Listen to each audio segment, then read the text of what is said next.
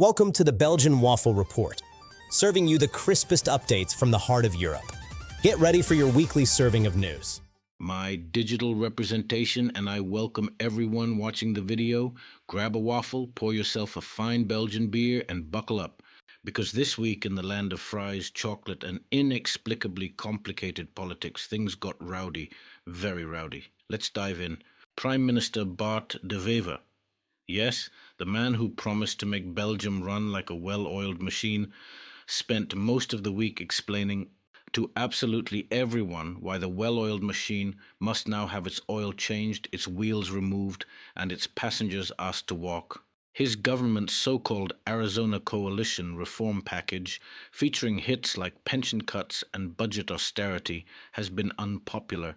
On Thursday, 12 March, Belgium's three major trade union confederations called a full 24-hour national strike. The result? A whopping 80,000 to 100,000 protesters flooded the streets of Brussels, more than a Red Devils home game, demanding better pensions and an end to the pension malus, a penalty for workers who simply cannot keep going until age 67. Police were not amused, reportedly charging at protesters at some point, because what is a proper Belgian demo without a little pepper spray? De Wever responded from Parliament with icy calm, insisting there is no other choice given the enormous budgetary problem. He did, however, extend an olive branch by responding positively to the union's call for fresh consultations. Whether this leads anywhere is anyone's guess. In a political thriller subplot, the Constitutional Court suspended recently introduced asylum rules, a blow to the strictest migration policy yet. Meanwhile, Belgium and the US had an unusually spicy diplomatic exchange. US Ambassador Bill White posted a screed on X accusing Belgium of anti-Semitism. Foreign Minister Maxime Prévost fired back, calling the accusation dangerous disinformation. The special relationship continues. Economy, where everything costs more and your train might not come. Brussels Airport achieved a remarkable distinction on March 12, cancelling every single departing flight. Every single one. Charleroi Airport closed entirely. Not a plane in, not a plane out. Airlines scrambled to rebook passengers via Amsterdam, Paris, and Frankfurt. Customers were invited to check the website. Good luck. The strike also paralyzed trains, trams, metros, and buses. Belgium briefly decided it did not want to go anywhere and was firm about it. Brussels Airlines reported profits down despite a rise in passenger numbers, a combination that takes real talent to achieve. Central banker Pierre Wunsch asked publicly whether Belgium can still compete economically, a question answered by the airport closure. VAT changes that took effect on March 1 are pinching consumers. Hotels, cinema tickets, and takeaway meals have gone to 12%. On the bright side, non-alcoholic drinks in restaurants dropped from 21 to 12%. Relief for the nation's designated drivers. Military, mines, repatriation, and diplomatic backbone. Belgium launched an operation to bring home citizens stranded in the Middle East, charging a modest €600 per person for the privilege, still cheaper than a last-minute Ryanair ticket. Defense Minister Theo Franken declared Belgium is not planning to support the US-Israeli effort in what it considers an illegal war. On the home front, work began to remove 7 Nazi-era sea mines discovered off the coast. They were in no hurry, but naval teams were. Security services warned about heightened risk of terrorist attacks. Belgians are doing what they do, going on strike and visiting museums. Culture. Everything is saved.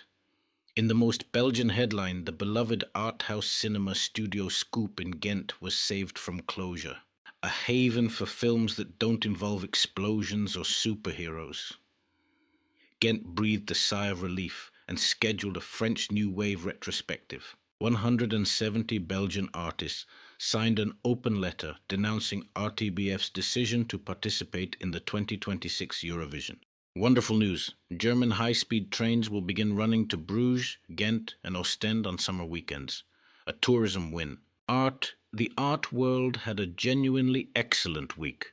The Royal Museum of Fine Arts in Antwerp welcomed its 2 millionth visitor. Following a renovation of over 100 million euros that lasted more than a decade, it's the most visited museum in the country. The MSK in Ghent launched unforgettable female artists from Antwerp to Amsterdam, spotlighting overlooked contributions from 1600. Antwerp's MHKA opened We Refuse D, examining censorship and artistic freedom. Impeccable timing given the week Belgium had. The Royal Museums also has a new Art and Gender exhibition examining how artworks challenge or reinforce stereotypes. Plenty of material. Sports, the beautiful game. The Jupiler Pro League is in the final stretch with championship playoffs drawing near.